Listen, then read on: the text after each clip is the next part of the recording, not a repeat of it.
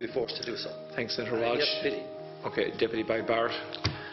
Ambassador, I will say frankly, I'm one of the people who thinks you should be expelled from this country, and I believe that that's nothing to do with you personally.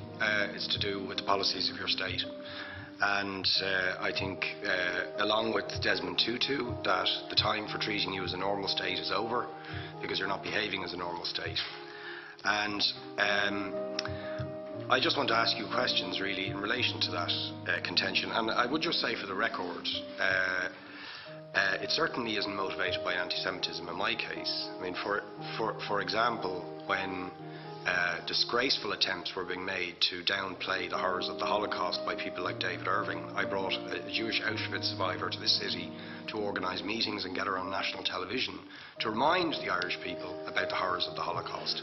And I would do so again if anybody tried to downplay the horrors of what were done to the Jewish people. But it is precisely because I'm opposed to racism that I oppose what your state is doing and what it stands for. So I just want to ask you a few questions in relation to that. And I should also say, by the way, I lived for a year on Moshav Neot Hakikar in the Dead Sea in 1987, 2 weeks before the first Intifada broke out. That leads me to my first question. You have tried to cover over what you have done, the killings of innocent people in Gaza on 3 separate occasions over recent years, the seizure of Palestinian land and so on, by attacking Hamas.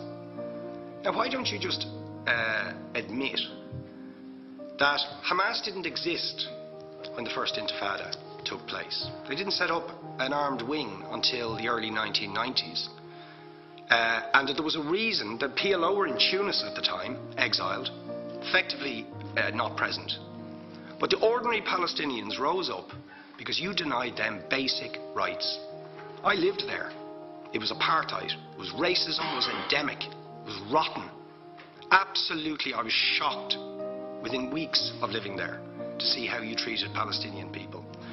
And isn't it the fact that the law of return, which is the basic law of the Israeli state, is a racist apartheid law because it confers rights on Jews that it denies to Palestinians? It allows, for example, if I was Jewish and had never stepped foot in Israel, I could claim citizenship there tomorrow, but 6 million people whose origins are in what you now call Israel, who were forced out in 1947 or 48, do not have that right. Isn't that part of the reason why the Palestinians are in dispute with Israelis? Because you deny them the right to return to their homes and to their land and to their villages, and that they have a legitimate claim, even under international law, to return, but you deny them that right. Why do you deny them that right? And why do you give that right to other people who have no connection whatsoever with the land, whether you call it Israel or whether you call it Palestine? Why do you continue to seize land, if you're serious about Oslo and the two-state solution? Why do you continue to seize land which, under that agreement, is land designated to be Palestinian land? 500,000 people, most of which has taken place since Oslo. You allow that to happen. Why do you allow it to happen if you're serious about giving this land to the Palestinians? It's absolutely extraordinary.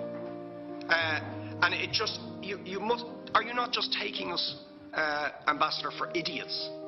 That you can say with a straight face, we're serious about peace, but while we're serious about peace, we're going to seize Palestinian land. And you expect the Palestinians to just sit back and do nothing about that.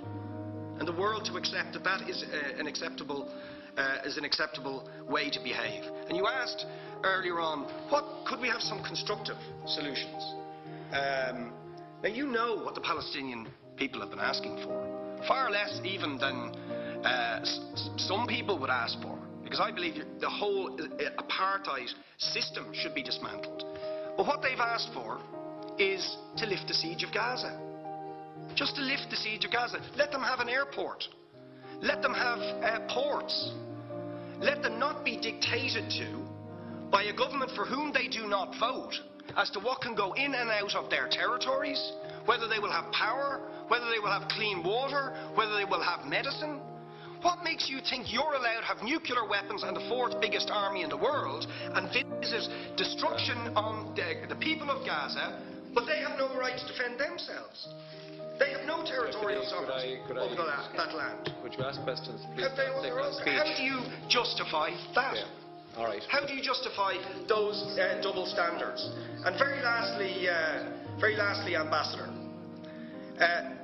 people like Bishop Tutu, Nelson Mandela, and I would certainly describe your state as a apartheid state, with different laws for people depending on their race or religion.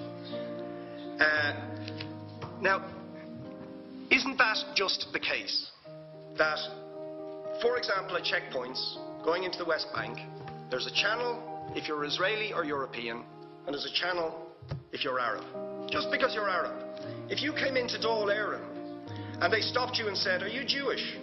"Oh no, sir, you can't come in through the same entrance as Irish people or European people because you're Jewish," you would call that racism and apartheid.